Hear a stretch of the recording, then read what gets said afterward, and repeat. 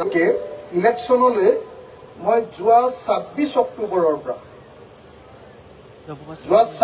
অক্টোবৰৰ পৰা এদিনো ঘৰলৈ নোযোৱাকে মই সদায় গাঁৱে গাঁৱে নগৰে চহৰে লাইন বাগানৰ লাইন এইবিলাকত মিটিং কৰি ঘূৰি আছো।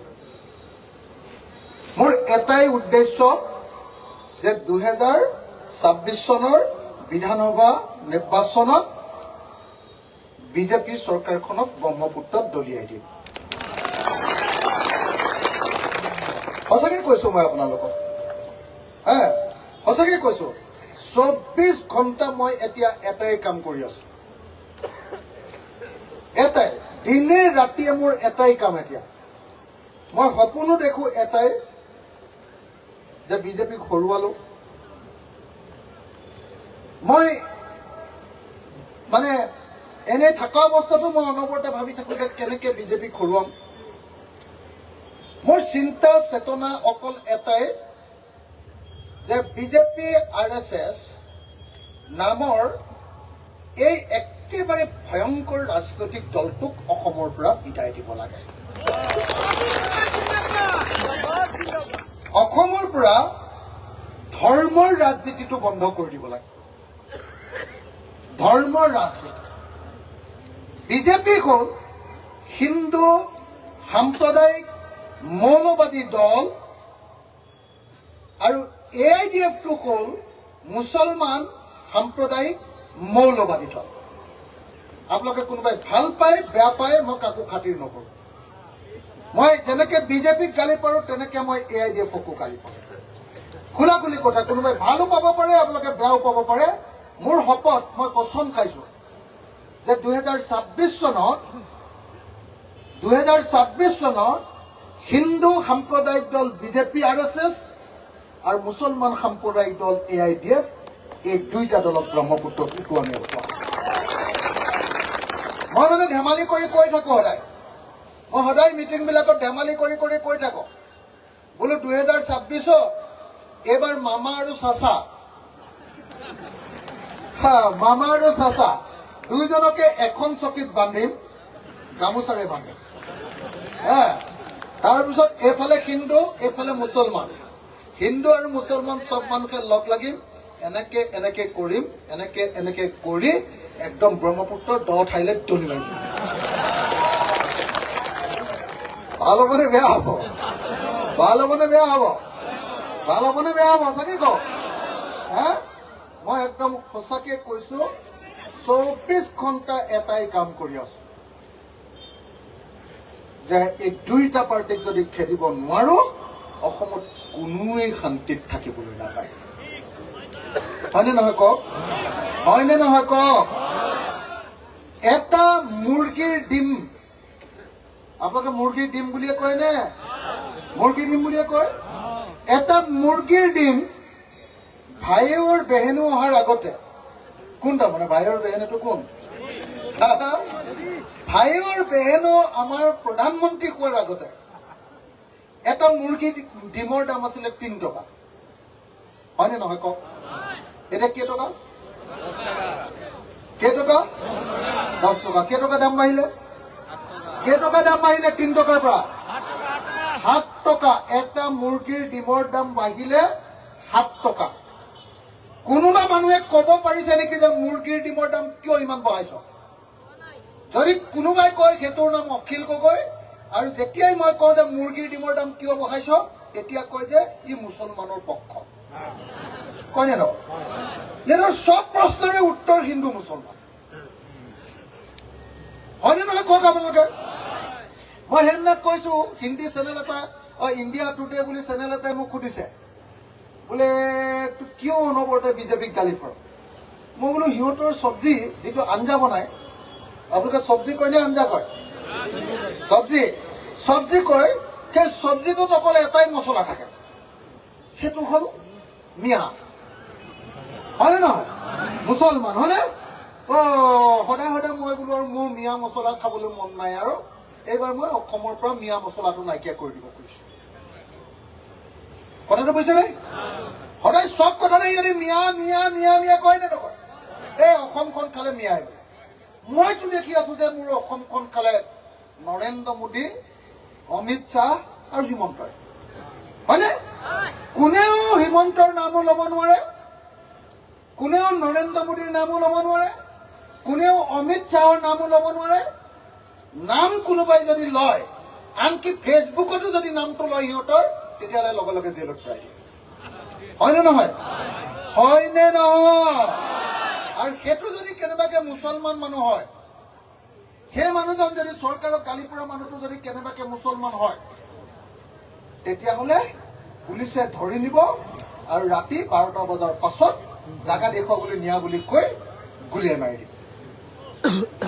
হয়নে নহয়? হয়নে নহয়? এতিয়ালৈকে হিমন্ত বিশ্ব শৰ্মা চৰকাৰখনে, সেইদিনা মই বিধানসভাত সুধিছিলো যে এতিয়ালৈকে কেইটা এনেকে পুলিচে ধৰি নি গুলিয়াই মাৰিছে, কৈছে 80টা মানুহক এতিয়ালৈকে আমি গুলিয়াই মাৰিছো। কেইজন? 80জন। 80জন মানুহক কেনেকে মাৰিছে? সংবিধানত কৈছে যে এইটো কাম কেতিয়াও কৰিব নোৱাৰিবা। যদি মানুহক কোনোবাই পুলিচে ধৰি নিয়ে, পুলিচৰ কাম হ'ল তেওঁক ধৰি নি কোৰ্টত খাৰা কৰিব লাগিব। কোৰ্টে ক'ব যে সি চুৰ কৰাটো হয়নে নহয়। পুলিচে ধৰি নিয়ালৈকে দায়িত্ব, আৰু পুলিচে তাৰ লগত কথা পাতি সি কি কথা ক'লে সেইখিনি লিখি দি কোৰ্টত জমা দিয়াটোহে কাম। কোৰ্টে বিচাৰ কৰি দিব কোনটো ভাল, কোনটো বেয়া, কোনটো জেলত যাব লাগে, কোনটো ঘৰলৈ ঘূৰাই পঠিয়াব লাগে। ইহঁতে সেইটো কোৰ্টে বিচাৰ কৰাৰ আগতে ৰাতি লৈ যায়, জাগা দেখুৱাবলৈ লৈ যায়, আৰু ৰাতিয়ে বুকুতে গুলিয়াই মাৰি পেলায়। হয়নে নহয়? আপোনালোকে বুজি পাইছে নে মই নাজানো। এইটোৱে হ'ল এই সময়ৰ গণতন্ত্ৰৰ আটাইতকৈ কলা অধ্যায়, যে ইহঁতি আমাৰ দেশৰ সংবিধান নামানে, ইহঁতি আমাৰ দেশৰ আইন কানুন নামানে, ইহঁতি আমাৰ দেশৰ আদালত নামানে, ইহঁতি একোৱেই নামানে। ইহঁতি RSS আৰু বিজেপিয়ে আমাৰ সংবিধানখন ফালি, আমাৰ সংবিধানখন ব্ৰহ্মপুত্ৰত পেলাই দি, গংগাত পেলাই দি, ইহঁতি তেহেঁতৰ হিচাপ মতে হিন্দু দাণ্ডাদাৰেৰে সিহঁতি দেশখন চলাব খোজে। হয়নে নহয়? হয়নে নহয়? হয়নে নহয়? এতিয়া মই আপোনালোকক এটা প্ৰশ্ন সুধিম, আপোনালোকে বেয়া পালে মই সুধিম। যদি বিজেপিয়ে হিন্দু দাণ্ডাদাৰেৰে যদি এনেকে যদি দেশ চলাব খোজে, ময়ো হিন্দু মানুহ, হয়নে? এই নিয়ম মতেতো মই বিজেপি পিনে যাব লাগে, যে সিহঁতে হিন্দুৰ হৈ কথা কৈছে, কিন্তু মই নাই কোৱা। সেইকাৰণে মই আপোনালোকক ক'বলৈ আহিছো, আপোনালোকে যদি মুছলমানৰ দৃষ্টিকোণেৰে চায়, যদি আপোনালোকে AIDF-ত থাকে, AIDF-ত কোনোবাই যদি আকৌ বদৰুদ্দিন আজমল চাহাবক ভোট দিয়ে, দিব নেকি? যোৱাবাৰ ধুবুৰী লোকসভা ইলেকশ্যনত বদৰুদ্দিন আজমল চাহাবক মই ঘাটে ঘাটে পানী খুৱাই দিলো। গম পাইছিলে নে নাই? আজমল চাহাবক সৰুৱাৰ মেইন মানুহজন কোন বুলি ভাবিছে আপোনালোকে? কোনে আটাইতকৈ একদম টেঙা কৰি দিলে? ৰকিবুল হুছেইন ডাঙৰীয়া যে ইমান ভোটত জিকিলে, কাৰ কাৰণে? কাৰ কাৰণে? কাৰ কাৰণে? এতিয়া ৰকিবুল হুছেইনক ভাল পাই আছে নে বেয়া পাই আছে? কৈ দিয়ক খোলাখুলিকে, ভাল নে বেয়া? কেলে বেয়া পাইছে? কাম নাই? কেলে? বিপদৰ সময়ত আপোনালোকৰ লগত থকা নাই বুলি কৈছে, হয়নে? সঁচাকে নে?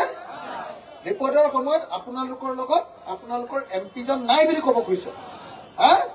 মই নেক্সট যেতিয়াই ৰকিদাক লগ পাম, মই তেওঁক কম যে মন্দিয়াত এখন মই মিটিং কৰিছিলো, আপোনাক কিন্তু মানুহে বেয়া পাইছে দেই। মই চিধা চিধিকে কৈ দিম, মোক বেয়া পাইছে নেকি? মোক বেয়া পাইছে নেকি? যদি মোক বেয়া পোৱা নাই, তেতিয়াহ'লে মই আপোনালোকক এটা অনুৰোধ কৰিব খুজিছো। এইবাৰ মন্দিয়া সমষ্টিৰ পৰা মই আপোনালোকৰ সন্মুখলৈ এজন মানুহক আগবঢ়াই দিব খুজিছো। এই মানুহজনক আপোনালোকে জিকাব নে নিজিকায়? মোক এটা কথা কওকচোন, ৰ'ব বেলেগকে চিঞৰি নাথাকিব মোক এটা কথা চিধাকে কওক যে চেয়াৰমেন আলী মন্দিয়া বিধানসভা সমষ্টিৰ পৰা জিকিব নে হাৰিব 100টা ভোটৰ ভিতৰত কেইটা ভোট পাব চেয়াৰমেন আলীয়ে 100টাৰ ভিতৰত কেইটা 80% পাব 90% সঁচাকে জিকিবনে তেতিয়াহ'লে মই আমাৰ এজন বিধায়ক হ'ল বুলি ধৰি ল'ব পাৰো এতিয়া আপোনালোকে মই এটা কথা কৈছো হৈ যাব চেয়াৰমেনৰ কাম শেষ চেয়াৰমেন আজিৰ পৰা আমাৰ দলৰ সদস্য আমাৰ বিধায়ক হ'ব মই এটা কথা সুধিছো এতিয়া আপোনালোকক সুধিছো এটা অখিল গগৈয়ে হিমন্তক একদম ৰঙা চিঙা কি কৰি দিব হিমন্ত বিশ্ব শৰ্মাক এজন MLA অখিল গগৈ এটা দলৰ এটা MLA কি নাম অখিল গগৈয়ে এজন MLA হয় বিজেপিৰ 80জন মান MLA আছে বিজেপিৰ 80জন MLA থাকোতে মই এজন MLA অখিল গগৈয়ে হিমন্ত বিশ্ব শৰ্মাক কন্দুৱাই দিওঁ হয়নে নহয় এতিয়া যদি লগত মোৰ লগত যদি চেয়াৰমেন নাথাকে হয়নে আৰু উজনি অসমৰ পৰা মই এবাৰ কমেও 7ৰ পৰা 10জন MLA জিকাম আৰু চেয়াৰমেনৰ লগত যদি নামনি অসমৰ পৰা আৰু 4-5জন মই জিকাব পাৰো যদি 10ৰ পৰা 15জন বা 20জন MLA যদি আমাৰ থাকে অখিল গগৈৰ লগত তেতিয়াহ'লে বিধানসভাত 24 ঘণ্টা ভূমিকম্প কথাটো গম পাইছে নে নাই এটাও বেয়া কাম কৰিবলৈ আৰু হিমন্তক নিদিওঁ মই এটা হিমন্ত যদি আহে হিমন্ত ঠাণ্ডা হৈ থাকিব লাগিব আৰু কংগ্ৰেছ যদি আহে কংগ্ৰেছেও আপোনালোকৰ কাম কৰিব লাগিব মই আকৌ কৈছো কি কলো হিমন্ত যদি আহে এইবাৰ ডেইলি তেওঁ কান্দি থাকিব লাগিব আৰু কংগ্ৰেছৰ লগত যদি আমি চৰকাৰ কৰো কংগ্ৰেছকো সকলো কাম কৰিবলৈ বাধ্য কৰিম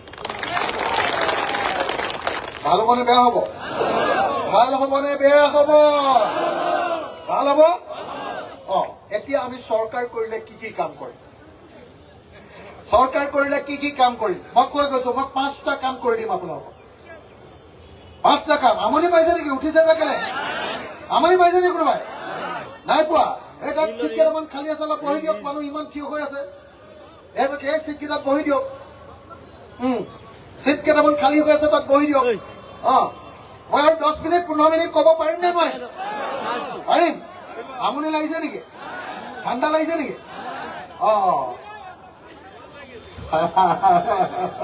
ঠিক আছে তাত বহি দিয়ক 2জনমান বহি দিয়ক তেতিয়া মই আপোনালোকক চিধাকে এটা কথা কৈছো 5টা কাম কৰি দিম আপোনালোকক 1 নম্বৰ কাম কৰিম যে অসমত যিমান 3টা কথা একেলগতে কম এটা কথাৰ কাৰণে 3টা নহলে মানুহে ভুল বুজাবুজি কৰি দিয়ে সেইকাৰণে একেলগতে 3টা কম অসমত যিমান ট্ৰাইবেল মানুহ আছে আৰু খিলঞ্জীয়া মূল সুঁতিৰ মানুহ আছে সকলো মানুহক মই 2 বছৰৰ ভিতৰত মাটিৰ পট্টা দি দিম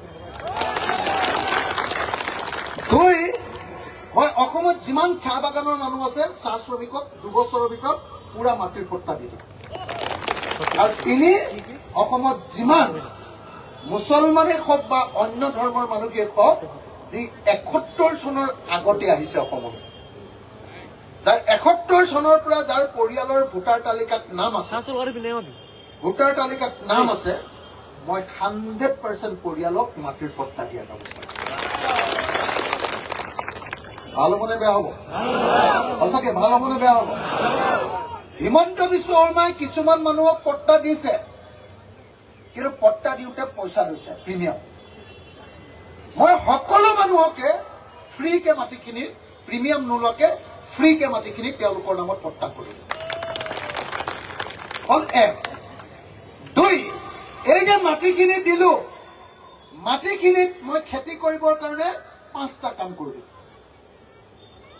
প্ৰথম কামটো কৰি দিম যে সব মাটিতে খেতি কৰিবৰ কাৰণে পানী ইৰিগেশ্যন জলসিঞ্চনটো ফ্ৰী কৰি দিম আৰু যদি কোনোবাই নিজৰ মেচিনেৰে পানী তুলি খেতি কৰে, নিজৰ মটৰেৰে পানী তুলি যদি খেতি কৰে, তেতিয়াহ'লে তেওঁৰ মটৰৰ ডিজেল বা ইলেক্ট্ৰিচিটিৰ খৰচটো চৰকাৰৰ পৰা মই বহন কৰি দিম।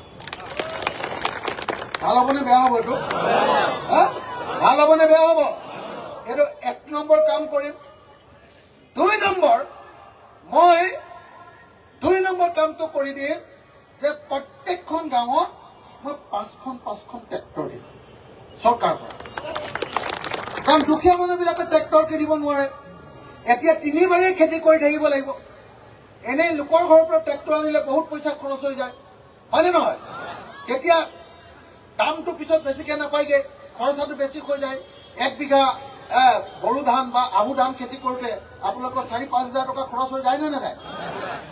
মই ইমান খৰচ কৰিবলৈ নিদিওঁ আৰু কি কৰি দিম, আপোনালোকৰ খৰচটো মই 400-500 টকাত শেষ কৰি দিম। কি আপোনালোকৰ খৰচ কি থাকিব জানে? মই 1 নম্বৰটো কি কৰিম, ট্ৰেক্টৰটো ফ্ৰী দি দিম। 2 নম্বৰ, মই বীজটো ফ্ৰী কৰি দিম। সোনকালে হোৱা বীজবিলাক, ধানেই হওক সৰিয়হ হওক, যিমানবিলাক বীজ আছে সেইবিলাক ফ্ৰী কৰি দিম। 2, 3, যিটো সাৰ আছে chemical fertiliser, urea, DAP, NPK, যিটো সাৰ আছে সেইটো মই একেবাৰে কমত পোৱাৰ ব্যৱস্থা কৰি দিম। আৰু এই গোটেইবিলাক কৰি দিয়াৰ পাছত যদি আপোনালোকে এডৰা পথাৰত বছৰৰ সকলো সময়তে খেতি কৰে, 3বাৰ খেতি কৰে, তেতিয়াহ'লে মই আপোনালোকৰ মাটিখিনিৰ খাজনাটো ফ্ৰী কৰি দিম। খাজনাটো ফ্ৰী কৰি দিম, কথাটো গম পালে নাই? কিন্তু তেতিয়াহে দিম আকৌ খাজনা ফ্ৰী কৰি, যদি মাটিটো পেলাই নথয় খেতি কৰে। আৰু যদি আপোনালোকে মাটিটো পেলাই থৈ দিয়ে, তেতিয়াহ'লে খাজনা মই 3 গুণ বঢ়াই দিম। ভাল হ'বনে বেয়া হ'ব? ভাল হ'বনে বেয়া হ'ব? মাটি পেলাই থলে পৃথিৱীৰ কোনো মানুহ ধনী হ'ব নোৱাৰে, হয়নে নহয়? তো সেইকাৰণে মই কি ক'লো, 5টা কাম কৰি দিম বুলি ক'লো। আৰু এই গোটেই বস্তুটোৰ নাম দিছো মই ত্ৰিফচলী বিপ্লৱ। ত্ৰিফচলী বিপ্লৱ অৰ্থাৎ এডৰা পথাৰত অতি কমেও 12 মাহত 3টা খেতি, সেইটো 4টাও হ'ব পাৰে, সেইটো 5টাও হ'ব পাৰে। অসমত ত্ৰিফচলী বিপ্লৱ কৰিম আৰু খেতিয়কবিলাকে ধান উৎপাদন কৰোঁতে 400-500 টকাতে 1 বিঘা মাটিৰ খেতি হৈ যাব, কাৰণ বাকী চব পইচাবিলাক মই দিয়াৰ ব্যৱস্থা কৰিম। তাতকে আৰু এটা ডাঙৰ কাম কৰি দিম। আপোনালোকে খেতি কৰি যেতিয়া ধান কাটিব, ধান কটাৰ পাছত বা পাচলি উৎপাদন কৰাৰ পাছত, এতিয়া যেনেকে চৰকাৰে ধানটো কিনি লয়, মই আপোনালোকে যি বস্তু উৎপাদন কৰিব, ধান, মৰাপাট, সৰিয়হ, শাক পাচলি, গম, কি কয় এইটো আপোনাৰ মাকৈ, যিমানবিলাক বস্তু আপোনালোকে উৎপাদন কৰিব, সেই উৎপাদন কৰা বস্তুটো বজাৰত যাতে কম দামত বিক্ৰী কৰিবলগীয়া নহয়, তাৰ কাৰণে 2টা কাম কৰি দিম। 1, হয় চৰকাৰে আপোনালোকৰ বস্তুটো কিনি ল'ম, নহ'লে একেলগতে এখন আইন কৰি দিম যে কম দামত যদি খেতিয়কৰ পৰা কোনোবা বেপাৰীয়ে বস্তু কিনে, তেতিয়াহ'লে সেই বেপাৰীটোক মই জেলত ভৰাই দিম। ভাল হ'বনে বেয়া হ'ব? ভাল হ'বনে বেয়া হ'ব? ভাল হ'বনে বেয়া হ'ব? এইটো মোৰ সপোন। একেটা সময়তে মই হিমন্তক খেদিবলৈও সপোন দেখি আছো, বিজেপি RSSক খেদিবলৈও সপোন দেখি আছো, হিমন্তৰ লগতে চাচা মামাক একেলগতে ব্ৰহ্মপুত্ৰলৈ দলিয়াই দিবলৈও মন কৰি আছো, আৰু একেটা সময়তে মই অসমৰ হিন্দু, মুছলমান, খ্ৰীষ্টান, জৈন সকলো খেতিয়ককে ভাৰতবৰ্ষৰ ভিতৰতে ধনী খেতিয়ক ৰূপে গঢ়ি তোলাৰ সপোন দেখি আছো। ভাল হ'বনে বেয়া হ'ব? ভাল হ'বনে বেয়া হ'ব? মাটিও দিম, খেতিও দিম, চব দিম। কিন্তু কোনোবাই যদি হিন্দু মুছলমান কৰে, তেতিয়াহ'লে টিকাত চিটিপ পুলিচে কোপ দিব, কিন্তু মই কৈ দিলো, বুজিলে নাই? সেইটো মই কাকো কৰিবলৈ নিদিওঁ। অসমখন আজি এজন মুছলমান মানুহে মন্দিয়াৰ পৰা গুৱাহাটীলৈ যাবলৈ ভয়ে ভয়ে গুৱাহাটীলৈ যায়, বাছত যাওঁতে। কেলে? তেওঁ টুপিটো পিন্ধি আছে, তেওঁ দাঢ়িকেইডাল আছে, ফটককে কোনোবা RSS, বিজেপি, বিশ্ব হিন্দু পৰিষদৰ মানুহে, বজৰং দলৰ মানুহে ৰাস্তাতে পিটিব নেকি বুলি ভয় খায় নে নাই? খায় নে নাখায়? খায় নে নাই? গুৱাহাটীত যেতিয়া বিল্ডিঙৰ কাম কৰিবলৈ যায় ভয় লাগে নে নাই? যেতিয়া উজনি অসমত ইটা ভাটাৰ কাম কৰিবলৈ যায় ভয় লাগে নে নাই? আনকি যেতিয়া বেংগলোৰ বা চেন্নাইলৈ যায় তেতিয়াও ৰেলত কোনোবাই মাৰপিট কৰিব বুলি ভয় কৰে নে নকৰে? এইটো কোনে কৰি দিলে? এইটো বিজেপি হয় নে নহয়? এইটো নৰেন্দ্ৰ মোদী আৰু হিমন্ত বিশ্ব আৰু কি কয় অমিত শ্বাহে কৰি দিলে নে নাই? কৰি দিলে নে নাই? মই যিদিনা চৰকাৰ কৰিম অসমৰ প্ৰত্যেকজন নাগৰিকৰ পৰা মনৰ পৰা মই ভয় নাইকিয়া কৰি ভয়মুক্ত অসম গঠন কৰি দিম। কি কলো? ভয়মুক্ত অসম। আৰু কোনোবা কাৰোবাক কৈ চাবলৈ দিবচোন, এইকেইটা কোনোবা দলে কৰিব বুলি কয় নেকি? যদি সপোনতো এতিয়ালৈকে ভাবিবই পৰা নাই কোনো দলে, সপোনতো কোনেও ভাবিবই পৰা নাই যে খেতিয়কক এনেকে কৰি দিলেহে অসমখন ধনী হ'ব। কোনোবাই ভাবিছে নেকি আজিলৈকে? মোৰ বাহিৰে আৰু কোনোবা দ্বিতীয়জন মানুহে আজিলৈকে আপোনালোকক এইবিলাক কথা কৈছে নেকি? কোনোবাই ভয়মুক্ত অসম গঠন কৰিম বুলি এতিয়ালৈকে কোনোবাই কবলৈ আহিছে নেকি? যেতিয়াই হিমন্তই মুছলমান মানুহক ভয় খুৱাব খুজিছে, যেতিয়াই হিমন্তই ট্ৰাইবেল মানুহক ভয় খুৱাব খুজিছে, যেতিয়াই হিমন্তই আমাৰ আহোম মানুহক ভয় খুৱাব খুজিছে, তেতিয়াই অসমত আন কোনো নাযায়। সন্মুখত ৰাইজৰ সন্মুখত থিয় হোৱা মানুহটো মই অকল অখিল গগৈ। হয়নে নহয়?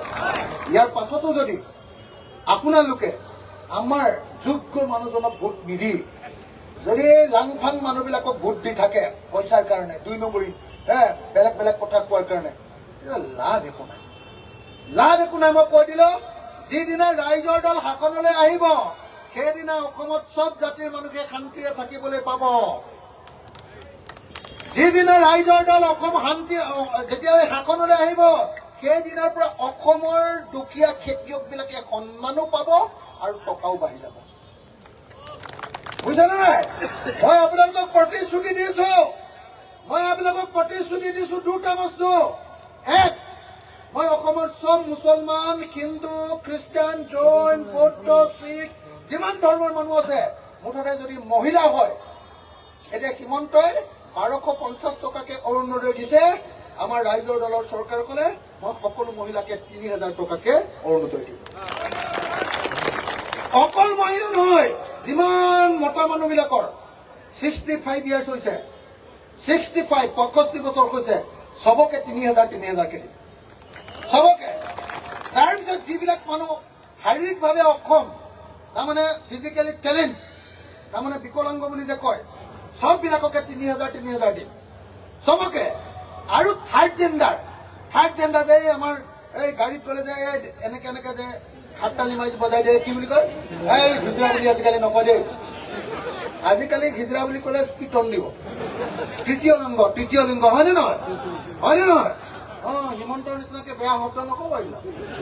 এই তৃতীয় লিংগ হয়নে নহয়? তৃতীয় লিংগ বিলাককো মই চবকে 3000 দিম। চবকে। কিন্তু 3000 টকাত পৃথিৱীৰ কোনো মানুহ চলিব নোৱাৰে। হয়নে নহয়? সেইকাৰণে মই খেতি কৰি মানুহক ধনী কৰিম, আৰু খেতি কৰাৰ পাছত এদিন হিমন্তৰ নিচিনা মানুহবিলাকক এদিন অসমৰ খেতিয়ক মানুহে কব, ঐ হিমন্ত, তই জীৱনত এদিনো কাম নকৰিলি, খালি তই ৰাজনীতি কৰি সৰুৰ পৰা অকল 2 নম্বৰী কৰি পইচা ঘটি একদম ধনীয়ৰক উত্তৰ পূৰ্বাঞ্চলৰ আটাইতকৈ ধনী মহিলা কৰি দিলি। হয় নে নহয়? তো গতিকে আৰু তই 2 নম্বৰী নকবি, আৰু তই টকা নাখাবি সাধাৰণ মানুহৰ জহনি যোৱা তোক 1 বস্তা চাউলকে দিছো বুলি দলিয়াই দিব পাৰিম। কথাটো বুজিলে নে না? 1250 টকা আমাক নালাগে, হিমন্তকে আমি 1 বস্তাৰ জহা চাউল দি দিম। হয়নে নহয়? মই অসমৰ প্ৰত্যেকজন খেতিয়কক তেনেকে ধনী কৰাম। মোৰ সপোন আছে, মোৰ প্লেন আছে, মোৰ কিতাপ মই লিখি থৈছো যে সপোনৰ অসমখন বুলি হিন্দু হওক, মুছলমান হওক, খ্ৰীষ্টান হওক, জৈন হওক, বৌদ্ধিষ্ট হওক, সব মানুহকে খেতিয়ককে মই ধনী কৰিম। আৰু ধনী কৰিবৰ কাৰণে মই প্ৰথম কামটোৱে কলো যে সকলো খেতিয়ককে খেতি কৰিবৰ কাৰণে কি ঋণ কৰি দিলো। 1, 2 নম্বৰ কি কলো? বস্তুৰ দাম বেছি দামত বস্তুবিলাক কিনি ল'ম। 3 নম্বৰ কি কৰিম জানেনে নাই? আপোনালোকৰ পৰা যে বিলাহী কিনি ল'ম, বিলাহী কিমান দামত কিনিম? যদি বিলাহী উৎপাদন কৰিবলৈ 5 টকা খৰচ হৈছে, অতি কমেও আপোনালোকক 15 টকাকে বিলাহীৰ দাম দিয়া হ'ব। 15তকে ওপৰত পালে আপোনালোকে বেপাৰীক বিক্ৰী কৰি দিব, 15 টকাতকে কম পালে মানে আমাৰ চৰকাৰক বিক্ৰী কৰি দিব। হৈ গ'ল, কোনো খেতিয়ক নমৰে, হয়নে? এতিয়া এই যে খেতিয়কক যে এনেকে উজনি অসমৰ মই চাহপাতটো ক্ষুদ্ৰ চাহ খেতিয়কক পাতটো 30 টকাকে দি দিম, হা? ঠিক তেনেকে নামনি অসমৰ আমাৰ যিটো ৰবৰ খেতিয়ক আছে, ৰবৰ খেতিয়ককো মই তেনেকে দামটো দি দিম। আপোনালোকে আমনি পাইছে নেকি কথাখিনি? নাই পোৱা?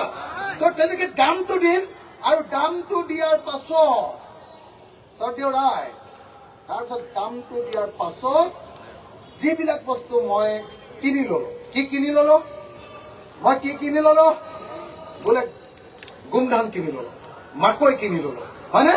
সৰিয়হ কিনি ললো, বিলাহী কিনি ললো। ধৰক বিলাহীটোকে ধৰো, যে বিলাহীটো কিনি লৈ মই আপোনালোকৰ ইয়াতে এই চৰকাৰী ঘৰটো পৰি আছে, সেইটোকে মই ধুনীয়াকে বনাই তাতে গুদাম কৰি ৰাখি দিম, বুজিলে? সেই গুদামৰ পৰা যেতিয়া বেংগলোৰত বস্তুটোৰ দাম উঠিব বিলাহী, তেতিয়া ইয়াৰ পৰা মই ট্ৰাকত পঠিয়াই দিম, বুজিছেনে? 15 টকাত কিনিলো, মই 50 টকাত বেংগলোৰত বিক্ৰী কৰিম। বেংগলোৰত বিক্ৰী কৰোঁতে যিটো লাভ হ'ল, লাভ হোৱাৰ এটা অংশ আকৌ খেতিয়কবিলাকক ঈদৰ সময়ত আৰু বিহুৰ সময়ত আৰু পূজাৰ সময়ত আকৌ, আগতে 15 টকা দিলোৱে, আকৌ লাভ হোৱাৰ পৰা আকৌ বোনাছ দি দিলো। ভাল হ'বনে বেয়া হ'ব? ভাল হ'বনে বেয়া হ'ব? আৰু বস্তুটো যদি তেনেকে বিক্ৰী নহ'ল, সেইবিলাক বোলে সেই বছৰ বোলে বিলাহীৰ দাম কম, তেতিয়া মই কি কৰিম জানেনে নাই? এই কাষতে যে ঘৰটো আছে, এই পৰি থকা ঘৰটো, সেই পৰি থকা ঘৰটোতে মই এটা মেচিন বহুৱাম। সেই মেচিনটোত বিলাহীৰ পৰা মই জেলি বনাম, বিলাহীৰ পৰা মই টক বনাম, বিলাহীৰ পৰা মই চচ বনাম। চচ মানে জানেনে নাই? চাওমিনৰ লগত যে খায়। আৰু সেইটো বনাওতে মেচিনটোহে মই দিম চৰকাৰৰ পৰা, কাম কৰিব আপোনালোকে। কথাটো বুজিছেনে না? এদিনত অতি কমেও কাম কৰিলে, পুৰুষেই কাম কৰক বা মহিলাই কাম কৰক, 1000 দৰমহা পাব এদিন। এমাহত তেতিয়াহ'লে কিমান হ'বগে? 30,000। অতি কমেও এজন পুৰুষ বা এজন মহিলাক আমাৰ চৰকাৰ পোৱাৰ পাছত এজনক অতি কমেও মই 30,000 ইনকাম দিমেই দিম। ভাল হ'বনে বেয়া হ'ব? মানুহবিলাকে বুজি পাইছে নে নাই? বুজি পাইছে যদি ইমান ঠাণ্ডা কৰি দিছে কিয়? এটা হাততালি লগাওক জোৰকে একেলগতে। ঠাণ্ডা লাগিছে ন? অলপ গৰম উঠাই লৈছো ন? হয়নে নহয়? আমনি লাগিছে নেকি? সঁচাকে আমনি লাগিছে নেকি? মই 3টা কথা কলো আপোনালোকক, ধৰিব পাৰিলে নে নাই মই নাজানো। 1, বছৰৰ সকলো সময়তে খেতি কৰিবৰ কাৰণে দি দিম, মাটিও দিম, আকৌ বস্তু ফ্ৰী কৰি দিম, হয়নে? 2, মই কি কলো? বস্তুৰ দাম আপোনালোকে বেছিকে পোৱা কৰি দিম। 3, মই কি কৰি দিম? যে আপোনালোকক এনেকে কি কৰি দিম? এনেকে গাঁৱে গাঁৱে ইণ্ডাষ্ট্ৰি কৰি দিম, সেই ইণ্ডাষ্ট্ৰিত পুৰুষ মহিলা চবেই কাম কৰিব পাৰে, হয়নে? কামটো ভাল হ'বনে বেয়া হ'ব? ভাল হ'বনে বেয়া হ'ব? আৰু 4 কি কৰি দিম জানেনে নাই? আপোনালোকৰ ল'ৰা যদি বেংগলোৰলৈ যায় চিকিউৰিটি গাৰ্ড কৰিবলৈ, মই কি কৰি দিম? মই আপোনালোকৰ ল'ৰাটো যোৱাৰ আগতে প্ৰথমতে তাক মই 1 বছৰ পুলিচৰ ট্ৰেইনিং দি দিম, লগত হিন্দী আৰু ইংৰাজী ক'ব পৰাৰ ব্যৱস্থা কৰি দিম। সেই কোৰ্চ কৰি থাকোঁতে হিন্দী ইংৰাজী পঢ়াই দিম, সি ক'ব যাতে পাৰে মুখেৰে হিন্দী আৰু ইংৰাজী দুইটা। কথাটো বুজি পাইছে নে নাই? হিন্দী ইংৰাজী ক'ব পাৰিব, আৰু অকল লাঠিডাল ধৰা নহয়, গোটেই পুলিচৰ ট্ৰেইনিংটো পাব। কথাটো বুজিলে নে? আৰু তাৰপিছত আমাৰ চৰকাৰৰ বহীত ৰেজিষ্টাৰ কৰিম। তাৰ পাছত বেংগলোৰৰ চৰকাৰৰ লগত কথা পাতিম যে মই মন্দিয়াৰ পৰা, মই মৰিয়নিৰ পৰা, মই শিৱসাগৰৰ পৰা, মই যোৰহাটৰ পৰা ইমানজন ল'ৰা পঠিয়াব খুজিছো, ইমানজনী ছোৱালী পঠিয়াব খুজিছো। মোৰ এটা ল'ৰাইও বিপদত পৰিলে নহ'ব, চবকে অসম চৰকাৰে পঠিয়াইছো, একদম ভালকে চাব লাগিব। আৰু দৰমহা আগতে যদি চিকিউৰিটি গাৰ্ডক 14,000 বা 15,000 দিছিলে, এতিয়া 35,000 40,000 টকা দিব লাগিব। ভাল হ'বনে বেয়া হ'ব? ভাল হ'বনে বেয়া হ'ব? ভাল হ'বনে বেয়া হ'ব? এইটোক কয় কি? দক্ষতা বিকাশ। মই অসমত অসম দক্ষতা বিকাশ বুলি এটা নতুন ডিপাৰ্টমেণ্ট খুলিম, আৰু ডিপাৰ্টমেণ্ট খুলি চব ল'ৰা ছোৱালী মহিলাবিলাকক সব ছোৱালীবিলাকক মই পঢ়িব পাৰক বা নোৱাৰক মই চবকে নাৰ্ছৰ ট্ৰেইনিংটো ফ্ৰীকে দি দিম বুজানে নাই নাৰ্ছৰ ট্ৰেইনিংটো দি হিন্দী আৰু ইংৰাজীটো শিকায় মই তেওঁলোকক দিল্লীত নাৰ্ছ কৰিবৰ কাৰণে পঠিয়াই দিম কিন্তু দিল্লীত নাৰ্ছ কৰিবলৈ পঠিয়াই দি তাত দিল্লীত মাৰ খাবলৈ নিদিওঁ মই ইয়াতে ৰেজিষ্টাৰ কৰি সেই চৰকাৰৰ লগত চুক্তি কৰিহে পঠিয়াম আৰু কি কৰিম জানেনে নাই যিবিলাক ছোৱালীয়ে ভালকে পাৰিব সিহঁতক মই ধুনীয়াকে ইংৰাজী শিকাম আৰু জাপানীজ ভাষা শিকাম জাৰ্মানীৰ ভাষা শিকাম ফৰাচী ভাষা শিকাম আৰু সিহঁতক মই বিদেশলৈ পঠিয়াম 1 বছৰ জাপানত এজনী নাৰ্ছে কাম কৰিলেই 1 কোটি টকাৰ দৰমহা পাব 1 কোটি টকা 1 কৰোৰ কথাটো বুজিলে নাই বুজিলে নে নাই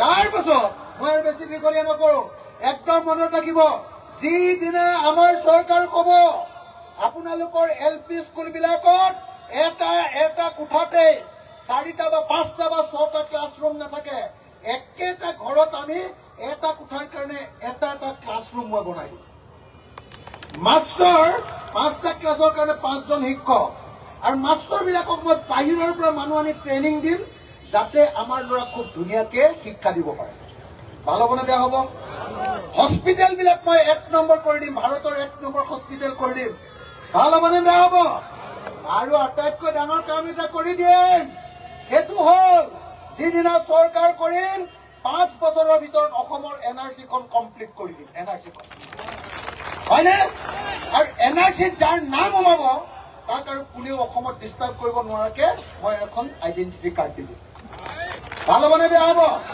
আৰু যিবিলাকৰ NRC-ত নাম নোসোমাব তাৰমানে বিদেশী 71 চনৰ পিছত অহা তেওঁ হিন্দুৱে কওক মুছলমানে কওক মই আপোনালোকে বিচাৰিলেও বিদেশীক মই অসমত থাকিবলৈ নিদিওঁ চবকে নিজৰ দেশলৈ ঘূৰাই পঠিয়াই দিম আপোনালোকে বেয়া পাব নেকি 71 চনৰ পিছত অহা বিদেশীক অসমৰ পৰা ঘূৰাই পঠিয়ালে কোনোবাই ইয়াত বেয়া পাব নেকি মই সুধিব কৈছো নহলে হিমন্তই মোক এইটোতে ধৰিব এতিয়া গম পাইছেনে নাই ধৰিব বিজেপিয়ে এইটোকে উলিয়াব এই মুছলমানৰ ওচৰত এই চবকে আইডেণ্টিটি কাৰ্ড দিম বুলি কৈছে মই দুটা কথা একেলগতে কৈছো যে যি 71 চনৰ আগতে অহা ফেমিলি কয় তেওঁলোকক মই পুৰা আইডেণ্টিটি কাৰ্ড দি দিম কোনেও দিগদাৰ কৰিব নোৱাৰে শুনিলে আৰু যিবিলাক 71 চনৰ পাছত আহিছে তেওঁলোকৰ কাৰ্ড নাথাকিব আৰু কাৰ্ড নথকা মানুহবিলাকক চবকে মই অসমৰ পৰা খেদি দিম ভাল হ'বনে বেয়া হ'ব ভাল হ'বনে বেয়া হ'ব এই ভালকে কওক ভাল হ'বনে বেয়া হ'ব আৰু মই আপোনালোকক গেৰাণ্টি দিছো